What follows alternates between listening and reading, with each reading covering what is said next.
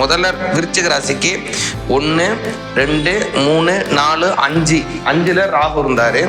5ஆம் பாவத்துல இருந்து இப்போ 4ஆம் பாவத்திற்கு வராரு. விருச்சிக ராசிக்கு பாத்தீங்கன்னா 7 8 9 10 11 11ஆம் பாவத்துல இருந்து 10ஆம் பாவத்திற்கு வராரு. அதே மாதிரி வீடுகளை தரக்கூடியது, வாகனங்களை தரக்கூடியது 4ஆம் பாவம். இந்த இடத்திற்கு ராகு பகவான் வராரு. இது விருச்சிக ராசிக்காரங்களுக்கு ஒரு பெரிய பிளஸ் அப்படின்னு சொல்லலாம். சூரிய பகவான் தான் விருச்சிக ராசிக்காரங்களுக்கு பார்த்தீங்கன்னா ஜீவன ஸ்தானத்திற்கு உடையவர். அதனாலதான் பெரும்பாலும் விருச்சிக ராசிக்காரங்களுக்கு ஒரு லைஃப் டேர்னிங்கிறது 30 வயசுக்கு மேலதான் நடக்கும். ஒரு நல்ல ஜோதிடர் என்பவர் ராகுவை வைத்தும் கேதுவை வைத்து மட்டுமே பலன் சொன்னா போறோம், 80% அவங்க மார்க் வாங்கிடலாம்.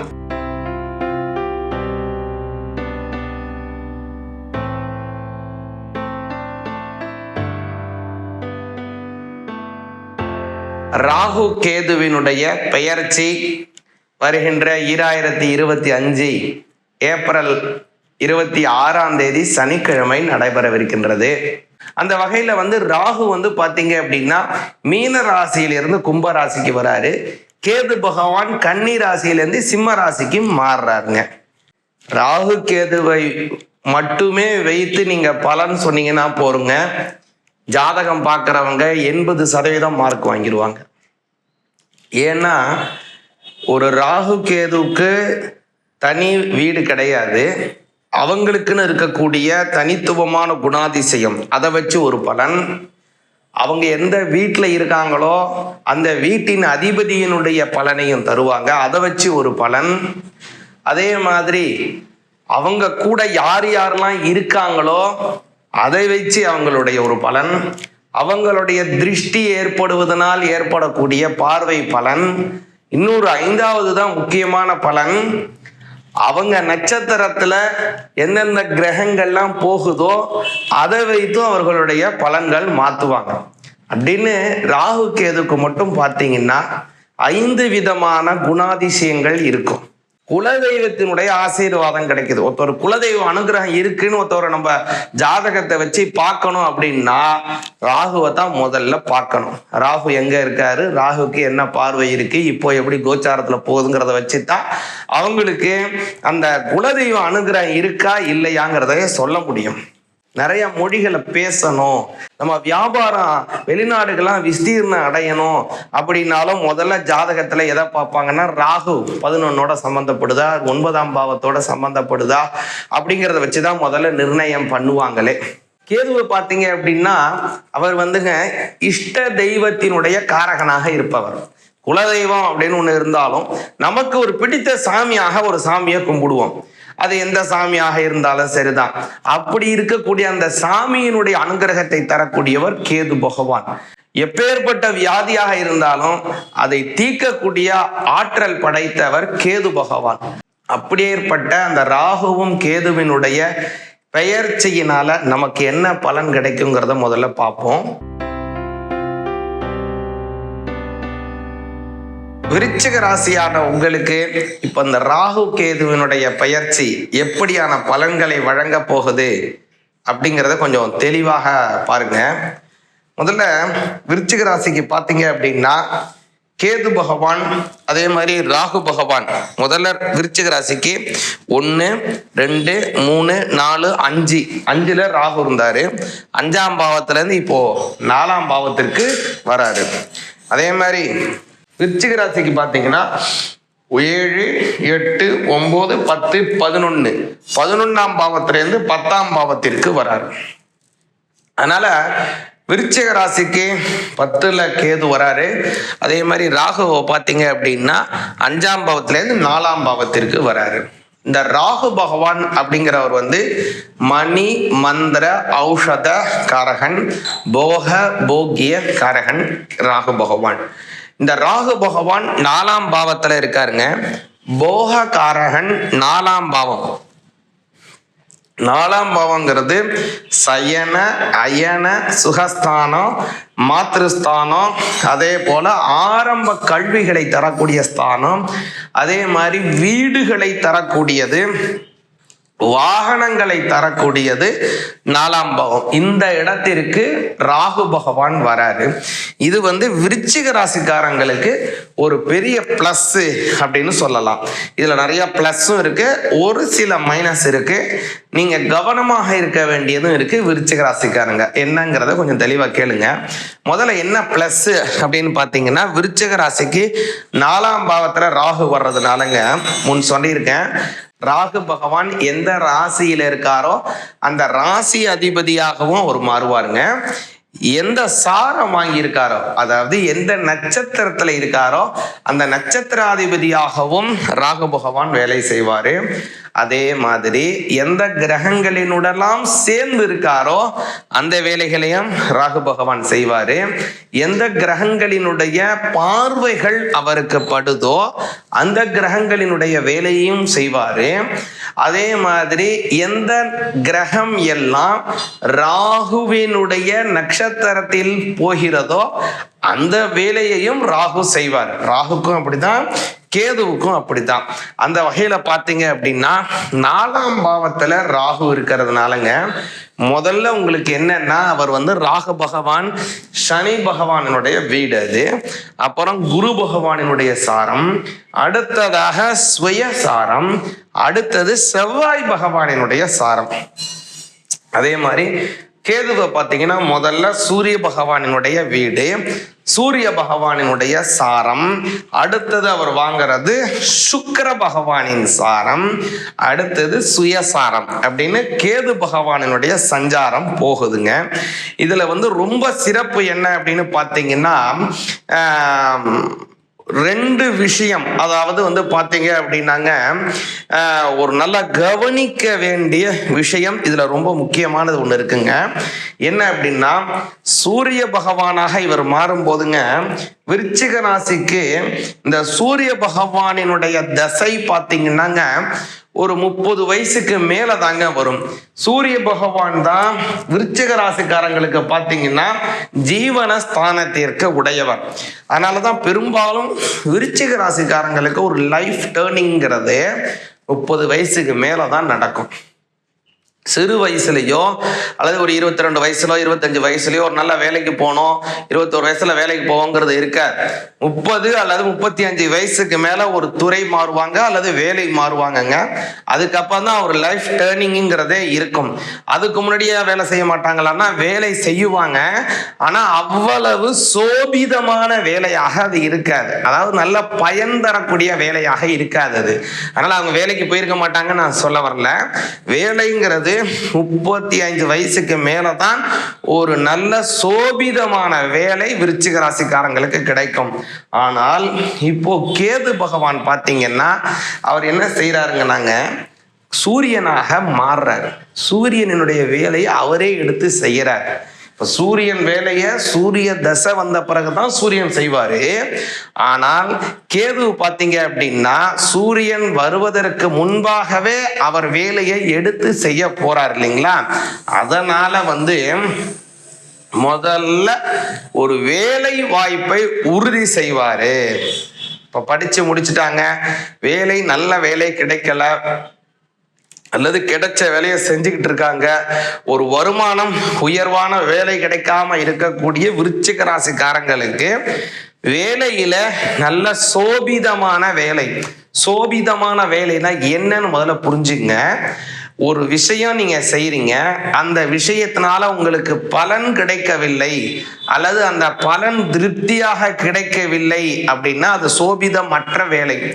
ஒரு வேலை செய்யறீங்க, அந்த வேலையிலேருந்து மனசுக்கு ஒரு திருப்தி இருக்கு, அந்த வேலை செய்யறதுனால உங்களுக்கு குறைந்த வருமானமோ நிறைய வருமானமோ அது எப்படி கிடைக்குதோ அதனால உங்களுக்கு ஒரு திருப்தி இருக்குன்னா அதுதான் உங்களுக்கு சோபிதமான வேலை. அப்படியான ஒரு சோபிதமான வேலையை விருச்சிக ராசிக்காரங்களுக்கு கேது பகவான் உறுதி செய்கிறார். அதுதான் நல்லா கவனிங்க. அப்புறம் இங்க விருச்சிக ராசிக்கு 4ஆம் பாவத்துல ராகு வராரு. இந்த 4ஆம் பாவங்கிறதுங்க மென்மையான ஸ்தானம். ஏன் 4 மென்மை?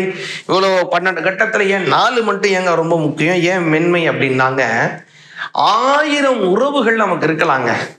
1000 உறவுகள் இருந்தாலும் அம்மா அப்படின்னா என்ன வருது பாருங்க, மனசுக்கு ஒரு கருணை வருது பாருங்க, மனசுக்கு ஒரு சந்தோஷம். அது மாதிரி அந்த அம்மாவுக்கு உண்டான ஸ்தானங்கிறது தாங்க 4. அதனாலதான் மாத்ருஸ்தானம்னே பேரு 4ஆம் பாவத்திற்கு.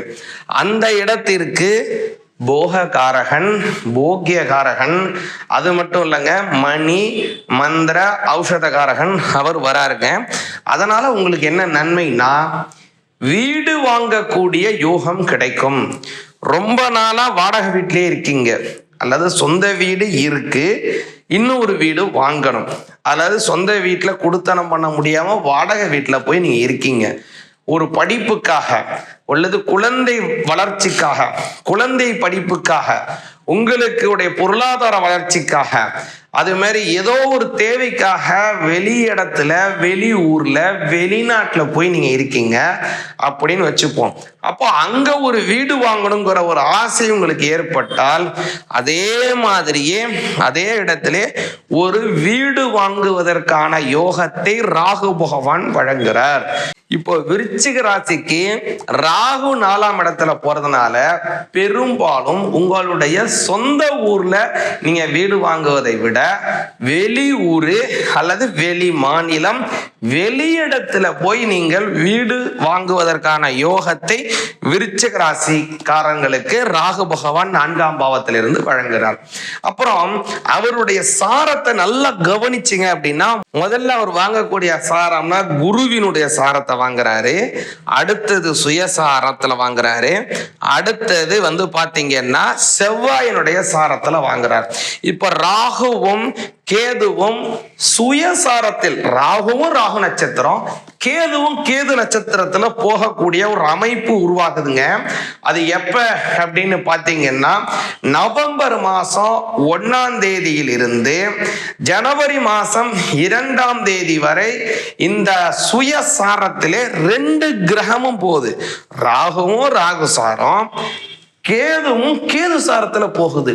இந்த சமயத்துல பாத்தீங்கன்னா அபரிமிதமான நன்மைகள். நவம்பர், டிசம்பர், ஜனவரி இந்த 3 மாசம் உங்களுக்கு பாத்தீங்கன்னா ரொம்ப டாப்பா இருக்குங்க. விருச்சிக ராசிக்காரங்களுக்கு புதிய முதலீடுகள் செய்வது, உங்களுடைய பேர்ல புதிய சொத்துக்கள் சேர்வது, உங்களுடைய சொந்தக்காரங்களுக்குள்ள ஏதோ ஒரு தகராறு இருந்து வந்ததுன்னா கூடங்க அதையெல்லாம் நிவர்த்தி செய்து, அந்த மாதிரி தகராறு இருந்தால் அந்த பிரச்சனைகள்லாம் தீர்க்கப்பட்டு உங்களுக்கு அந்த சொத்துக்கள் சேருவதற்கான வாய்ப்பையும் ராகு பகவான் உறுதி செய்கிறாருங்க. அப்போ விருச்சிக ராசிக்கு இன்னொரு சிறப்பு என்ன அப்படின்னு பாத்தீங்கன்னா, ராகுவினுடைய பார்வை விருச்சிக ராசியினுடைய 6ஆம் பாவத்தையும் அதே மாதிரி உங்களுடைய 2ஆம் பாவத்தையும் பார்க்கிறாரு. கேது பகவான் பாத்தீங்கன்னா சமசப்தமமான உங்களுடைய 4ஆம் பாவத்தை பார்க்கிறாரு, உங்களுடைய 12ஆம் பாவத்தை பார்க்கிறாரு, உங்களுடைய விருச்சிக ராசியினுடைய 8ஆம் பாவத்தை பார்க்கிறாருங்க. இந்த பார்வையினால என்னென்ன நன்மை அப்படின்னு பாத்தீங்க அப்படின்னா, முதல் விஷயம் உங்களுக்கு ஒரு தன்னம்பிக்கை ஏற்படும். இந்த விஷயத்தை நம்ம செய்வோம், இதை நம்ம முடிச்சு காட்டுவோம் அப்படிங்கிற ஒரு தன்னம்பிக்கை ஏற்பட போகுதுங்க. இதுல குறிப்பாக இந்த ராகு பகவான் உங்களுடைய 2ஆம் பாவத்தை பார்க்கறதுனாலங்க உங்களுடைய பொருளாதார வளர்ச்சிகள் அமையவிருக்கிறது. பொருளாதாரத்தில் நல்ல உயர்வு நிலைகள் வரவிருக்கீங்க. அப்புறம் சனி பகவானுடைய சாரம் வாங்கினதுனால புதிய வீடுகள், சகோதர சகோதரிகளிடம் நல்ல ஒற்றுமையாக இருப்பதுன்னு நல்ல விஷயங்கள் வருதுங்க. இப்போ குரு பகவானுடைய சாரத்தை ராகு வாங்கி இருக்கிறதுனாலங்க விருச்சிக ராசி குரு பகவான் 1, 2, 3, 4, 5 5ஆம் பாவத்திற்கு உடையவர். விருச்சிக ராசிக்கு ஏற்கனவே குரு பகவான் பாத்தீங்கன்னா குழந்தையை வழங்கக்கூடிய புத்திர காரகன். அது மட்டும் இல்ல, விருச்சிக ராசிக்கு புத்திர ஸ்தானாதிபதியும் குரு பகவான் தான். அதனால குரு பகவான் சாரத்தில் ராகு வாங்குவதனால நல்ல இடமான 4ஆம் இடத்துல இருந்து 5ஆம் பாவத்தை அவர் ஆக்டிவேட் செய்வதனால ரொம்ப நாளா கல்யாணம் ஆகி குழந்தை இல்லாமல் இருக்காங்க, ஒரு IVF ட்ரீட்மெண்ட் எடுத்தோம், அல்லது வேறு ஏதோ டெஸ்ட் டியூப் பேபிக்காக ஒரு ட்ரீட்மெண்ட் எடுத்தோம், சித்த மருத்துவம் செஞ்சுட்டோம், அந்த மருத்துவம் இந்த மருத்துவம் சாமியை கும்பிட்டோம், அதெல்லாம் செஞ்சிட்டோம். ஆனால் எங்களுக்கு குழந்தையே கிடைக்கலைங்க, குழந்தை பிறக்கவே இல்லைன்னு ஏங்கக்கூடிய விருச்சிக ராசிக்காரங்களுக்கு குழந்தை பாக்கியம் வழங்குகிறார் ராகு பகவான். அவங்களுக்கு குழந்தை பிறப்பதற்கான வாய்ப்புகளை உருவாக்குகிறார். அதான் ஒரு நல்ல அமைப்பு. ஏன்னா இறைவனை நம்ம பல நாள் கும்பிட்டாலும் அதற்கு பலன் கிடைப்பதற்குன்னு ஒரு நாள் உருவானுங்க. உங்களுக்கு குறிப்பா சொல்றேன், மாசம் 30 நாள் வேலை செய்யறோம், 30 நாள் சம்பளம் கிடைக்குதா? மாசம் ஒரு நாள் சம்பளம் கிடைக்குதா? மாசத்துக்கு ஒரு நாள் தான் நமக்கு சம்பளம் கிடைக்கும். ஆனா 30 நாள் நம்ம வேலை செய்யணும் இல்லைங்களா? அதே மாதிரிதான் நீங்க என்ன பரிகாரம், என்ன பிராயச்சித்தம், என்ன ட்ரீட்மெண்ட் என்ன செய்தாலும் அது பலன் கிடைப்பதற்குன்னு ஒரு நாள் உருவானா தான் உங்களுக்கு அது கிடைக்கும். அந்த மாதிரியான பலன் கிடைப்பதற்கு, குழந்தை பாக்கியம் கிடைப்பதற்கான பலனை ராகு பகவான் இப்போ வழங்குகிறார். அதனால குழந்தை இல்லாதவர்களுக்கு குழந்தை பாக்கியத்தை வழங்குகிறார். அப்புறம் செய்தொழிலே நல்ல சிறப்பை ஏற்படுத்துகிறார். ஏனென்றா உங்களுடைய 7ஆம் அதிபதியாக இருக்கக்கூடிய சுக்கிர பகவானினுடைய சாரத்துல கேது போகவிருக்கிறார். எப்ப அப்படின்னு பாத்தீங்கன்னா ஜூன் மாதம் 28ஆம் தேதியிலிருந்து நவம்பர் மாதம் 1ஆம் தேதி வரை கேது பகவான் சுக்கிரனினுடைய சாரத்தில் செல்லுகிறார். இந்த காலம் அப்படிங்கிறது உங்களுடைய 7ஆம் பாவத்தை அது ஊக்குவிக்கும். 7ஆம் பாவம்ங்கிறது நல்ல தொழில் செய்வது, திருமணம் ஆக வேண்டியவர்களுக்கு திருமணம் கைகூடுவது. ரொம்ப நாளா திருமணம் ஆகாம இருக்கீங்கன்னா கண்டிப்பா திருமணம் நடக்கும். இது மாதிரி நல்ல பலனை சுக்கிர பகவான் உங்களுக்கு வழங்குகிறார்.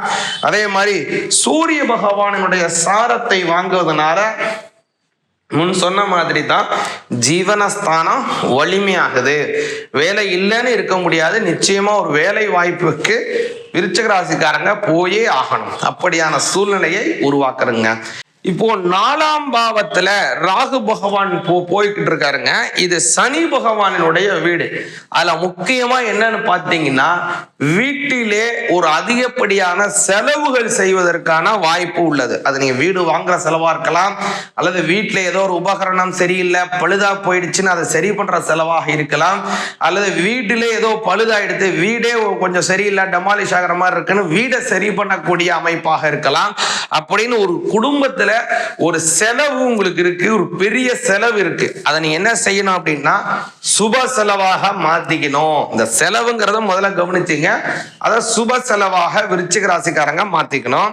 அப்புறம் இன்னொரு முக்கியமானது என்ன அப்படின்னு பாத்தீங்கன்னா இந்த கேது பகவான் உங்களுடைய ஜீவனஸ்தானத்துல இருக்கிறதுனால ஜீவன வலிமையா இருக்கும்.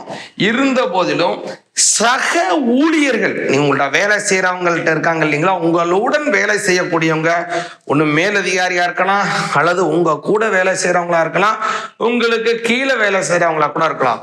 அது மாதிரி யாராவது ஒரு ஊழியர் உங்களுக்கு எதிராக மாறுவதற்கோ அல்லது அவர் மூலமாக உங்களுக்கு தொல்லைகள் வருவதற்கோ வாய்ப்பு இருக்கு. இதுலலாம் விருச்சிக ராசிக்காரங்க ரொம்ப கவனமாக இருக்கணும். அதே மாதிரி இந்த மாதிரி சமயத்துல என்ன செய்தா நல்லது அப்படின்னு பார்த்தீங்கன்னா சனி பகவானுக்கு எள்ளு தீபம் போடுறது விருச்சிக ராசிக்காரங்களுக்கு நல்லது. ஏற்கனவே விருச்சிக ராசிக்காரங்களுக்கு பார்த்தீங்கன்னா அர்த்தாஷ்டம சனி நடந்துட்டு இருக்குங்க. அதனால சனிக்கிழமை சனி பகவானுக்கு எள்ளு தீபம் போடுங்க. தினந்தோறும் அன்றாடம் நீங்க சாப்பிடும் போது சாப்பிடுவதற்கு முன்பாக ஒரு பொடி அன்னத்தை எடுத்து கொண்டு போய் காகத்துக்கு வைங்க. காக்காக்கு ஒரு பொடி சாப்பிட்டு வச்சுட்டு நீங்க சாப்பிட்ற பழக்கத்தை வச்சுங்க. விருச்சிக ராசிக்காரங்களுக்கு இந்த ராகு கேது பயிற்சி நல்ல பலனை பரிபூர்ணமாக வழங்கும். சிவாய நமः.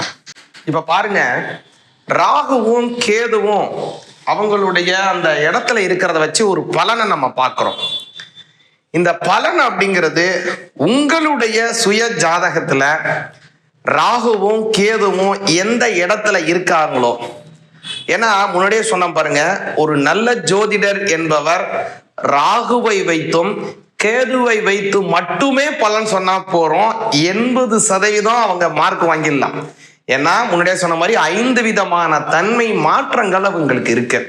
அப்போ உங்களுடைய சுய ஜாதகத்துல ராகுவும் கேதுவும் இந்த கோச்சாரத்தை எவ்வளவு தூரம் அவங்க கிரகிச்சு உங்களுக்கு பலனை வழங்க போறாங்கிறது நல்லா புரிஞ்சுங்க.